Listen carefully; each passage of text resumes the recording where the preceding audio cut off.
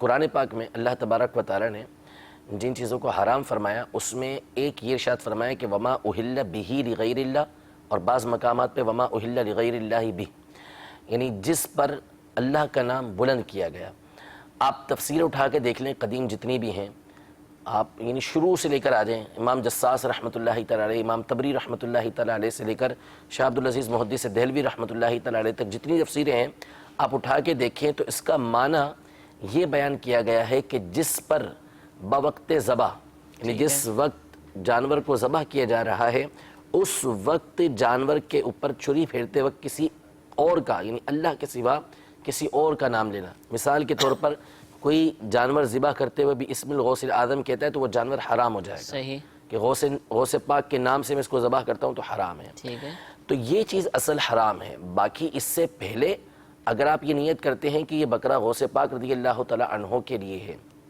تو پھر اس میں کوئی حرج نہیں ہے۔ ٹھیک ہے، یہ تو ہم بھی کہتے ہیں کہ یہ بکرا فلاں کے لیے، یہ مرغی فلاں کے لیے ہے، یہ انڈا فلاں کے لیے ہے، یہ کھانا فلاں کے لیے ہے، یہ چیز فلاں کے لیے ہے۔ تو اگر اللہ کے علاوہ کسی اور کا نام کسی اور چیز پر آ جائے اور وہ چیز حرام ہو جائے تو پھر تو کچھ بھی نہیں بچے گا، ٹھیک ہے، سب کچھ ختم۔ کوئی نہ کوئی یعنی تو اس کا کوئی نہ مالک کوئی ہوتا ہے، تو نسبت ہوتی فلاں کا گھر، فلاں کا بیٹا، اب اس پر جو ہے وہ نام آ گیا فلاں کا، لہٰذا یہ حرام، فلاں کی بیوی ٹھیک ہے، دوسرے کا نام آ گیا اب وہ بھی حرام ہو گئی۔ تو یہ نہیں ہے کہ کسی جانور پر، کسی انسان پر، کسی شے پر اللہ کے علاوہ کسی اور کا نام آنے سے وہ چیز حرام نہیں ہو جاتی، ٹھیک ہے، بلکہ اصل یہ ہے